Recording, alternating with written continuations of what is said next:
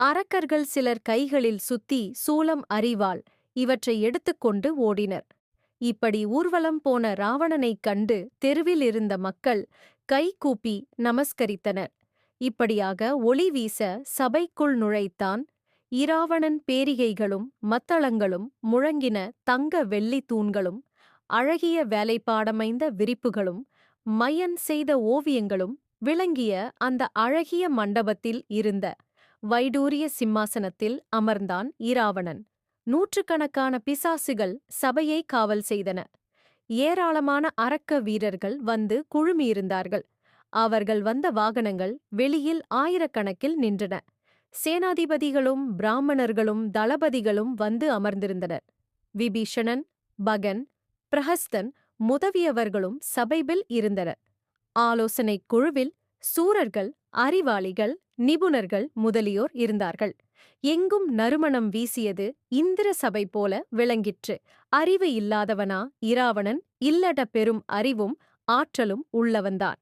ஆனால் காமமும் அகங்காரமும் அவளை ஆட்டிப் படைப்பதால் இப்பொழுது எந்த முடிவும் எடுக்க இயலாத நிவைபில் இருந்தான். எனவே சபையினரை பார்த்து பேச ஆரம்பித்தான்.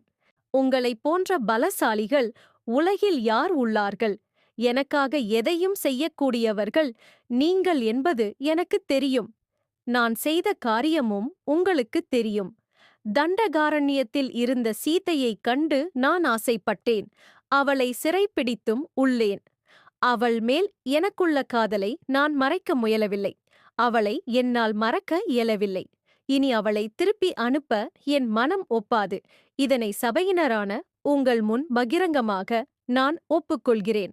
அவள் இஷ்டம் இல்லாமல் அவளை பலாத்காரம் செய்ய என்னால் இயலாது. அவளும் என் ஆசைக்கு ஒப்புக்கொள்ள மறுத்து வருகிறாள்.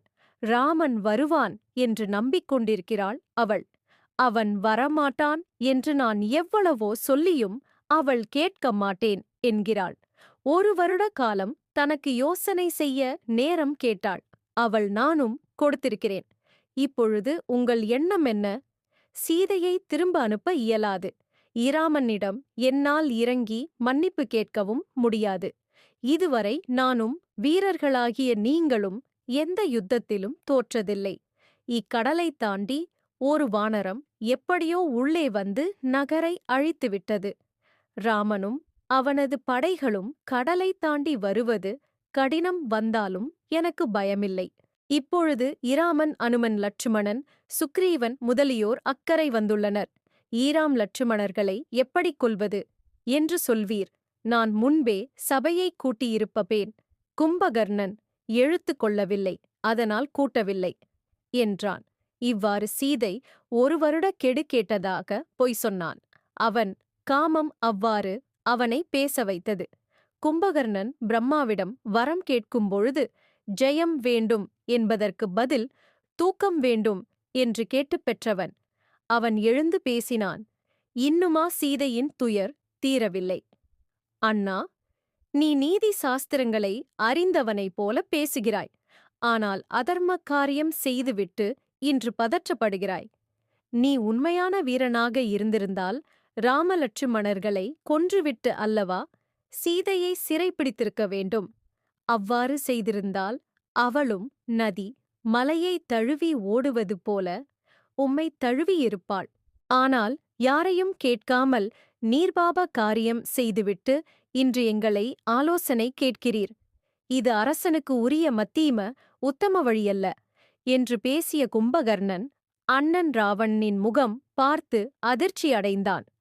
அவனது முகம் கருத்திருந்தது. அடடா, அண்ணனின் மனத்தை புண்படுத்திவிட்டோமே. சரி, நடந்தது நடந்துவிட்டது. இனி அண்ணனை விட இயலாது என்று மனதுள் தீர்மானம செய்து கொண்டான். இராமனின் பலமும் அவன் அறிவான். இராவணனின் பலமும் அவனுக்குத் தெரியும். எனவே இப்பொழுது அவனும் இராவணனுக்கு ஆதரவாக பேச ஆரம்பித்தான். நீ முன்னால் செய்ய வேண்டியதை பின்னால் செய்கிறாய், பின்னால் செய்வதை முன்னால் செய்கிறாய். போனது போகட்டும் அண்ணா. ராமனைக் கொன்று அவனது இரத்தத்தை குடிப்பேன். நீ பயப்பட வேண்டாம் என்றான் கும்பகர்ணன் மீண்டும். கும்பகர்ணன் முன்னுக்குப் பின் முரணாக பேசியதாக பலர் நினைக்கலாம். ஆனால் அப்படி அல்ல. முதலில் நியாயத்தை பேசினான். பின் அண்ணனின் பாசம் அவனை கட்டி போட்டுவிட்டது. எனவே அவன் மாற வேண்டியது ஆனது. பிரஹஸ்தனும் ஈராவணனை ஆதரித்துப் பேசினான். பின் ஈராவணன் கொக்கரித்தான்.